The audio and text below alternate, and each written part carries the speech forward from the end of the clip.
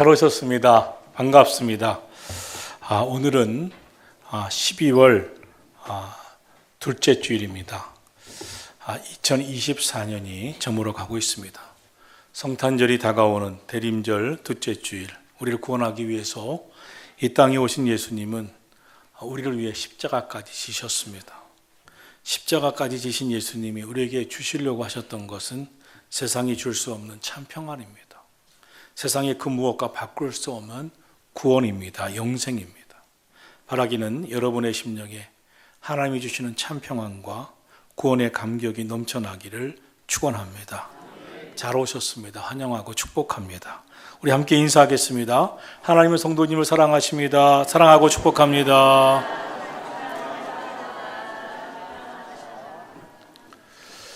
세상을 살아가다 보면 기쁘고 즐거울 때도 있지만 참 슬프고 괴로울 때도 있습니다. 모든 일이 잘 되고 형통할 때도 있지만 참 이상하게 일이 안 풀리고 참 고통스럽게 하고 애간장을 태우기도 하는 때가 있습니다. 또 건강하게 태어나는 사람도 있지만 반대로 병약하게 태어나서 평생 온몸의 고통을 갖고 힘겹게 사는 사람들도 있습니다. 그러나 우리가 꼭 알아야 할 것은 세상에 나만 고난 받지는 않는다는 것입니다. 이 세상에 고난 없는 사람은 하나도 없습니다. 산다는 것은, 이 세상이라고 하는 것은 우리가 생각하는 대로 돌아가지 않습니다. 우리의 삶에는 원하지 않지만 우리가 원하는 대로 되지 않기 때문에 고난이 찾아옵니다. 질병도 있고 사고들도 있습니다.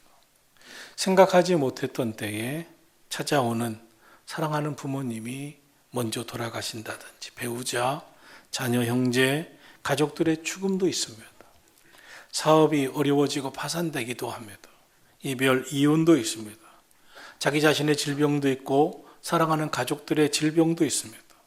비난도 있고 모함도 있고 학대도 있고 배신도 있고 실직도 있고 폭력도 있고 다양한 형태의 고난이 우리 삶 속에 찾아옵니다.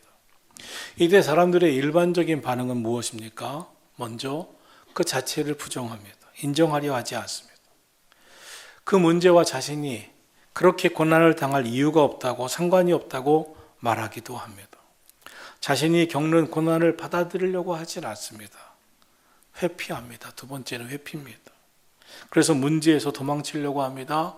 고난의 이 상황, 고통의 문제에서 도망치고 도피하려고 합니다.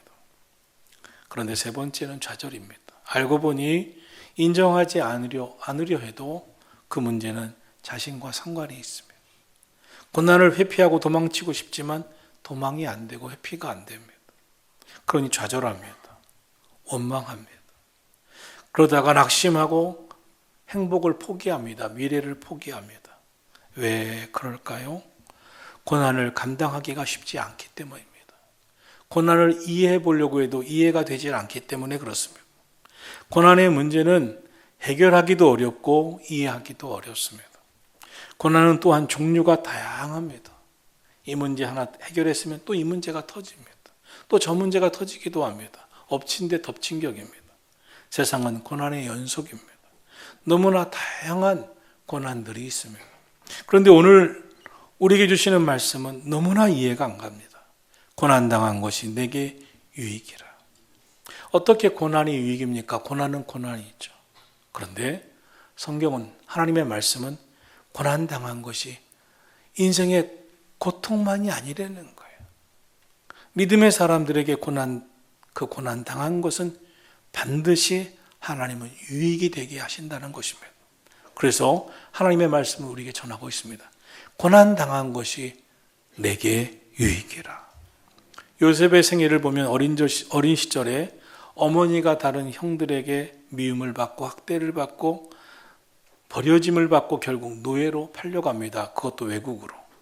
그런데 또 노예 생활 중에 억울한 누명을 씁니다. 감옥에 들어갑니다.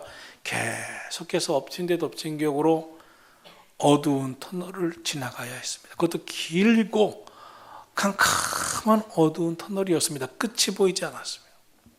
그렇게 고난이 깊었습니다. 그런데 그 터널도 끝이 있었습니다. 그 긴 터널도 끝이 있었고 그 고난의 터널을 나와 보니 하나님은 총리 대신이 되도록 그를 이끌어 주셨습니다. 알고 보니 고난당함이 유익이었습니다. 욥기서는 갑자기 찾아온 삶의 가혹한 시련 앞에서 고통에 몸부림치는 욥의 이야기입니다. 그렇게 부유하던 재산이 갑자기 들이닥친 떼강도에게 다 빼앗깁니다. 자녀들은 모여서 파티를 하다가 집에 태풍으로 무너지는 바람에 모든 자녀들이 함께 한날 한시에 세상을 떠납니다. 자기 자신은 몹쓸 병에 걸려 고통스러워 하다가 너무나 괴로워서 기왓장을 들고 몸을 긁어대야만 했습니다. 그런데 그때 친구들이 병문안을 찾아옵니다. 그렇게 기왓장으로 온몸을 긁어대면서도 간지러워하고 그 피부병에 피가 터져나와도 계속 긁어대는 이 욥을 보면서 민망할 정도였습니다. 너무나 가슴이 아팠습니다. 보는 사람이 더 가슴이 아팠습니다. 그런 고난의 끝이 어디 있나요? 그 고난이란 끝이 있는 건가요?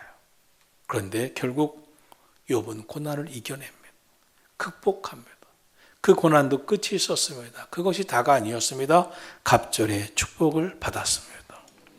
기독교의 중심부에는 십자가가 있습니다. 십자가는 하나님마저도 고통을 겪으셨다. 하나님마저도 그 고통 속에 있으셨다는 것을 말씀하고 있는 것입니다. 즉 고난이 없는 세상은 없습니다. 세상은 고난으로부터 벗어날 수가 없습니다.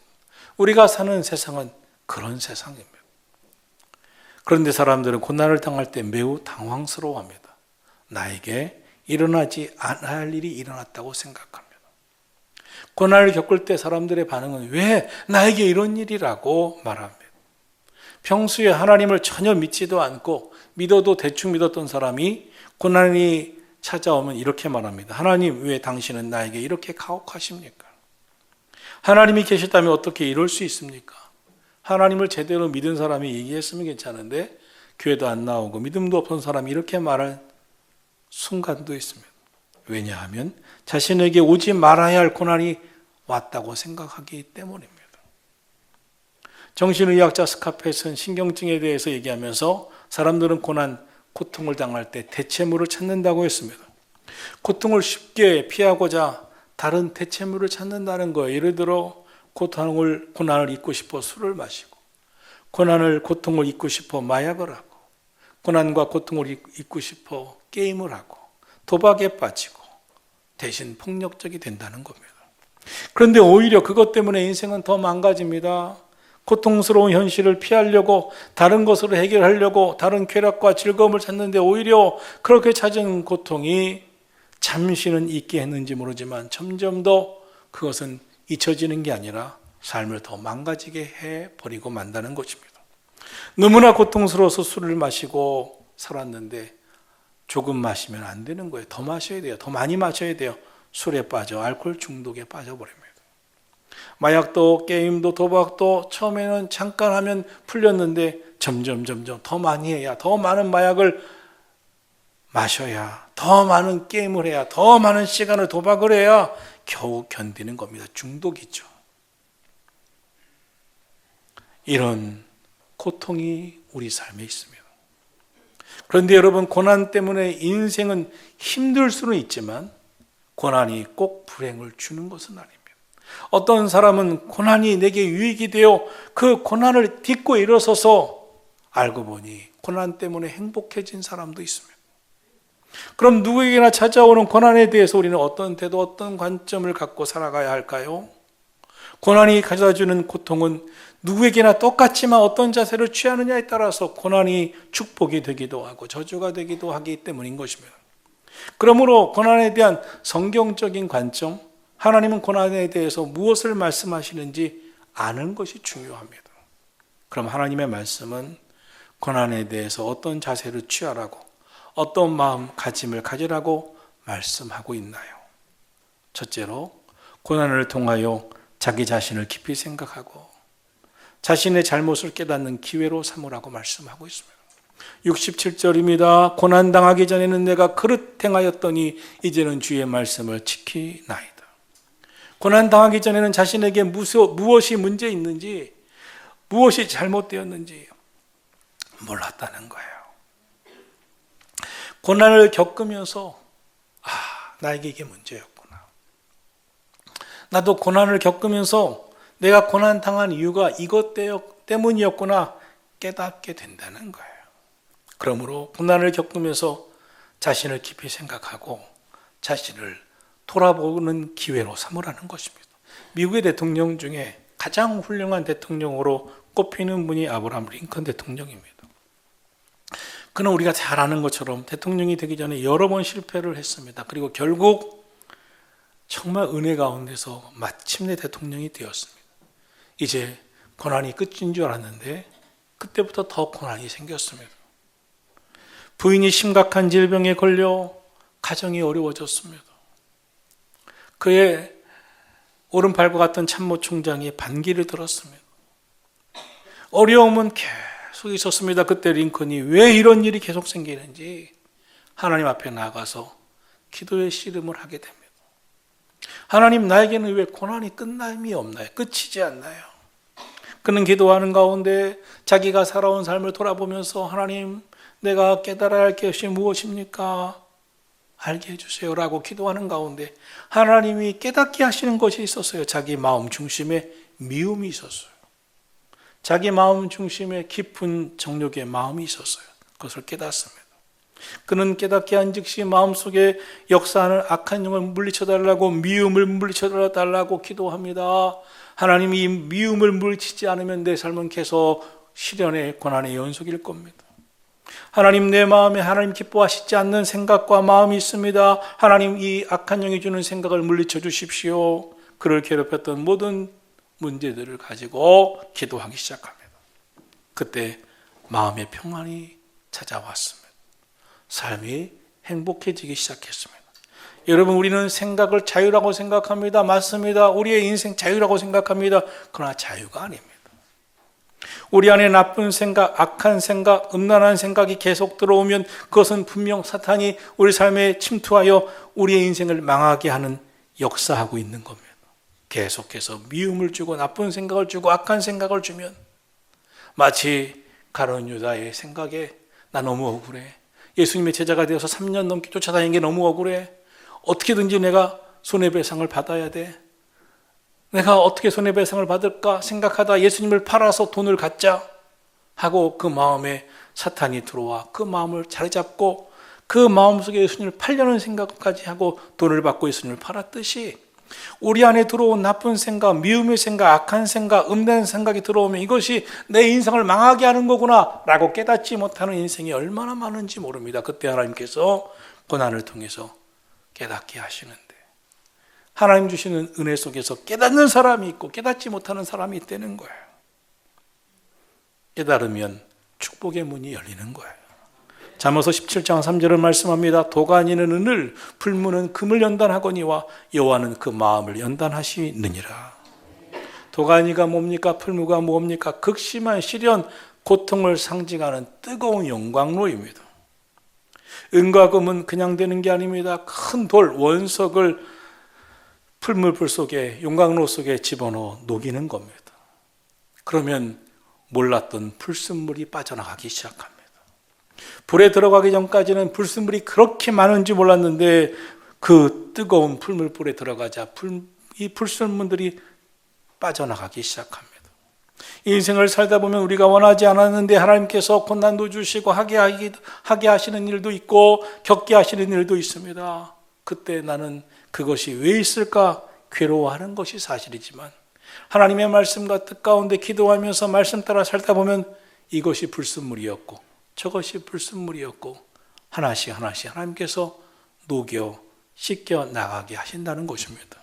욥의 인생을 보면 뜨거운 풀무불 같은 고난 가운데 통과하면서 그는 고백합니다. 나로 순금이 되게 하셨도다.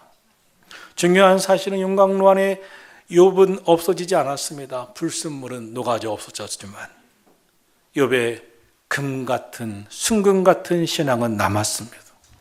사실 우리 인생은 우리가 보기에 좋아서 이것은 괜찮은 거라고 생각하고 붙들고 있지만 사실 하나님 보실 때 정말 우리 인생에 불필요한 것들이 여전히 남아 있습니다. 그것을 우리가 녹여버리지 못하고 씻겨버리지 못해서 그렇지 하나님은 그것을 시험과 고난을 통해서 그 불순물을 없애기를 원하십니다. 힘든 일이 일어났을 때 고통스럽지만 지나고 보면 그때가 없었다면 오늘의 나는 없었을 것이다. 그때가 없었으면 나는 새로워지지 못했을 것이다. 깨닫게 될 줄로 믿습니다.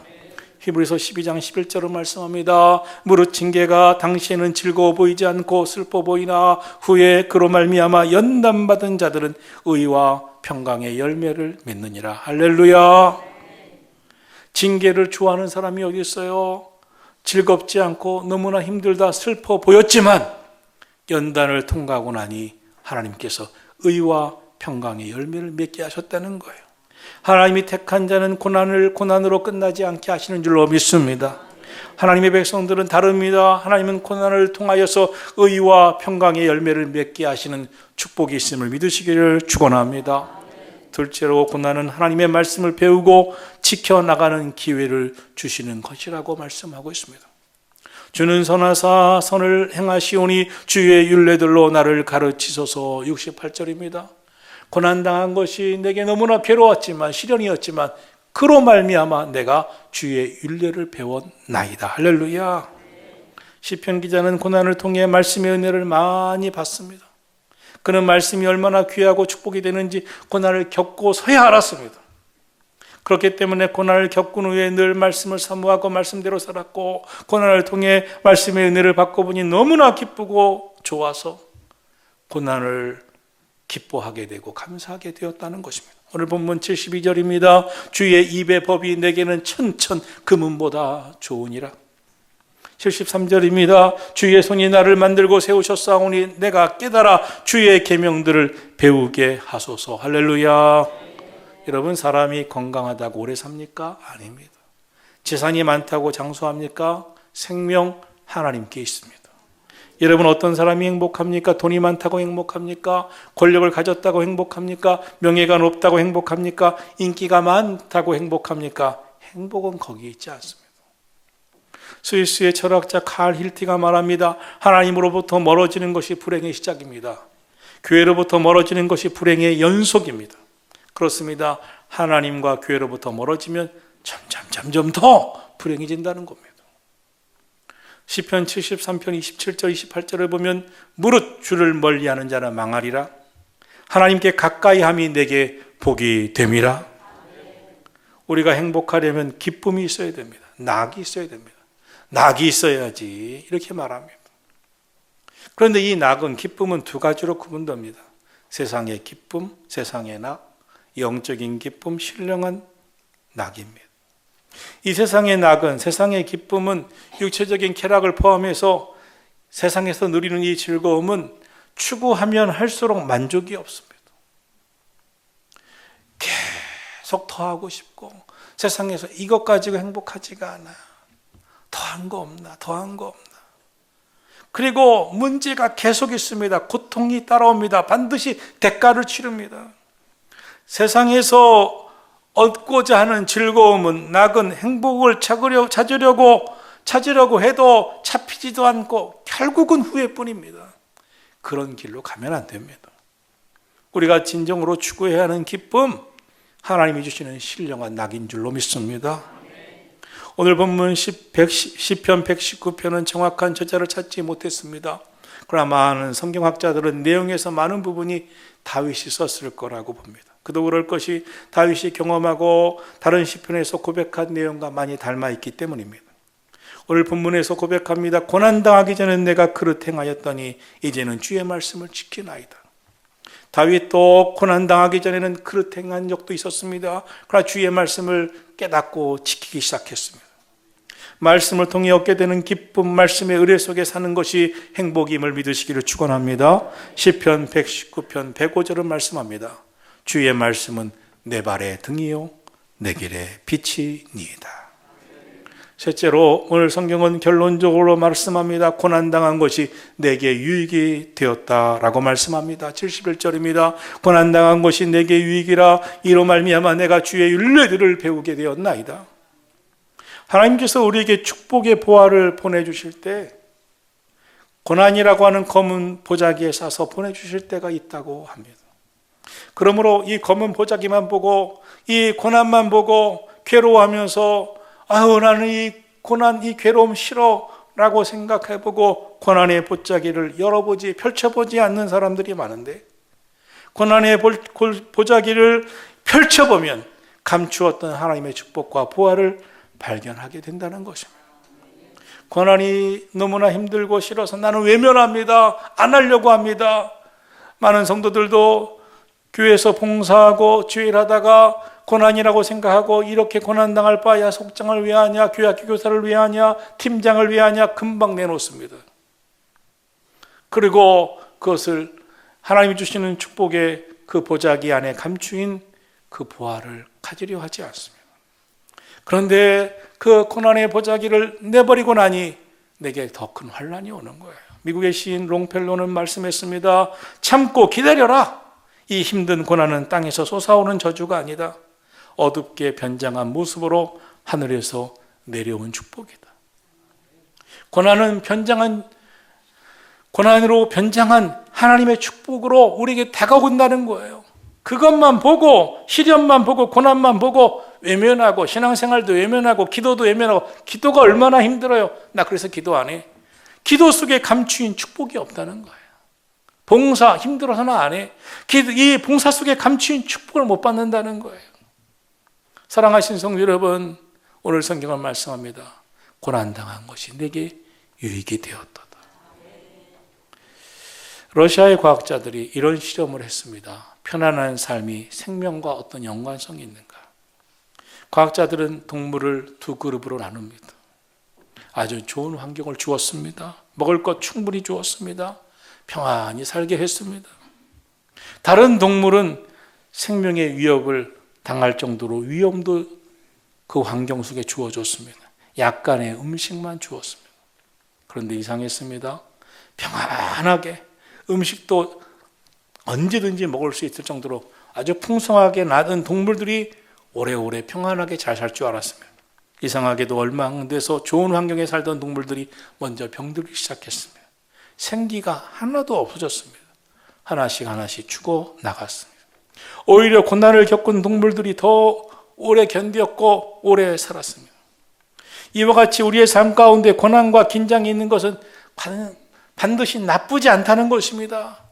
오히려 우리로 하여금 생기 있는 삶을 살게 하고 고난을 돌파해야 된다, 기도해야 된다는 믿음에도 유익이고 인생에도 유익이 된다는 거 말하고 있는 겁니다. 미국에서 발견한 예도 이런 예가 있습니다. 미국의 서해안 로스앤젤레스에서 동해안 뉴욕으로 물고기를 운반하게 되었습니다. 수족관에 물고기를 넣었습니다. 처음부터 이 물고기들이 평안하게 옮겨서 다 살아가도록 이 차를 운반할 때도 아주 조심조심 운반했습니다. 그러나 물고기들이 다 죽었습니다. 2주 동안 옮기는데 다 죽었어요. 좋은 환경을 만들어 주었는데 전문가들이 이 태평양의 물을 그대로 사용하고 아주 조심스럽게 또 운반해도 또 죽어갔어요. 뭘까 연구한 결과 물고기를 안 죽이는 방법이 뭘까? 성공적으로 운반하는 방법은 뭘까? 하다가 한 가지를 실험해 보았습니다. 물고기들이 싫어하는 문어 새끼 그리고 상어 새끼 같은 것 바다의 악동들을 함께 집어넣습니다. 그랬더니 이 수족관이 마치 파도처럼 물살이 생겨나기 시작했습니다. 싫어하는 악동 문어가 가까이 오는 것을 피하려고 움직이는 거예요. 상어가 가까이 오는 것을 피해서 움직이는 거예요. 2주 동안 한 마리도 안 죽었어요. 더 놀라운 것은 싱싱하게 살아있었어요.